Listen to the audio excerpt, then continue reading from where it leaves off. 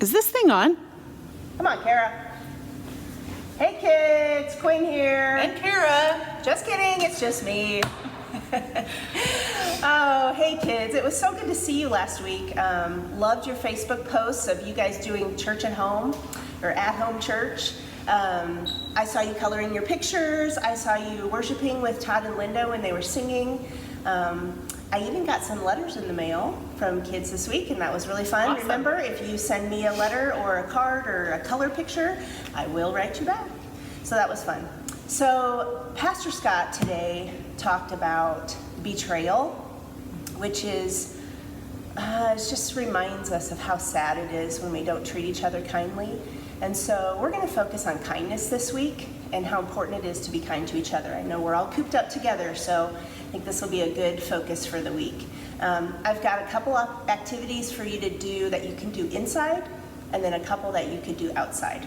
So for inside, probably most of you know of some older folks in your life, maybe great-grandparents, maybe grandparents, or just people you know who are in that older age category and they're not supposed to have visitors right now.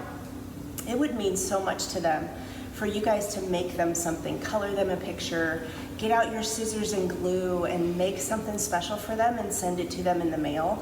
I know there are a lot of lonely folks right now that would just brighten their day so much. So I hope you do that. Secondly, there is a PDF below if you want. It has a little picture and all of these squares say surprise. You can cut them out, and I'd love for you to do surprise messages to all of your family members this week. See if you can do a surprise message to everybody. So once you cut it out, you can color a picture, write a message on the back. This one says, "Thank you for playing with me." You could tuck that under Dad's pillow at night, so it would be a surprise for him to find that. You could put one in the laundry room, or you can find secret places to hide them that your siblings or your parents will find them just to brighten their day. So I hope that you do that, and I hope that you can get a surprise message to every family member sometime this week. Outside, when you go outside, I've noticed that a lot of you have been doing Chalk the Walk, which is really fun. Take your sidewalk chalk, write happy messages, maybe take your chalk on your walk with you, and along the way on the sidewalk you could draw a smiley face, you could write "God loves you," you could say "we're gonna get through this," or any kind messages along your walk, and then the next family that takes a walk will see your messages too. Another thing you could do is paint a rock. So if you find a nice big rock, take it home, wash it up. You could paint it. If you don't have paints, you could use crayons even, or markers. Draw something happy on that rock, and next time you go on your walk, leave them on the path maybe, so that the next family that comes by will see it. Maybe you'll get one from them too. So that sounds fun to me. Hope you have fun with that. Hey middle schoolers and high schoolers, I hope that your gratitude journals, you've started them this week. I'd love to encourage you to continue that on during this entire time that we're apart from one another and kind of separated in our society, just focusing on the things that God has given and writing those down every day. Like Michelle said, our focus is on kindness, and so I also would challenge you to think and pray about somebody in your life who you think could use some encouragement this week. Maybe it is a relative, maybe somebody who's in your house with you, maybe it's a teacher who's going above and beyond, maybe it's a friend who you know is really struggling right now.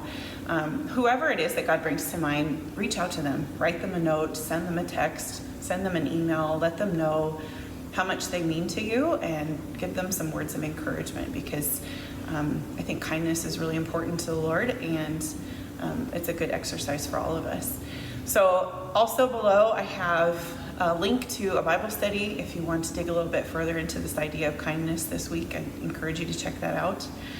If you haven't been able to join us for our Zoom meetings for middle school and high school, they've been a lot of fun. It's been great to see your faces, and so if you didn't get to join us this week, join us this next week. If you have questions on how to get connected with that, just reach out to Dana and Sheila or myself, and we'd be happy to send you the link and get you the invite so that you can see your friends and see your leaders in person over the screen. This is a new time for all of us, and like I said, each week I'd be giving you a Bible verse. So this week my challenge is to memorize Proverbs 12 verse 25. It says, anxiety weighs down the heart, but a kind word cheers it up. So that's our prayer for you this week as you focus on kindness, spreading God's love to the world around you, even though we can't necessarily be together right now. Know that we miss you, we love you. Yeah, We're shout praying out for to the you. parents who are doing homeschool. Good job. Yes. We're praying for you Keep this on. week. Yes. Bye. Bye-bye. See you next week.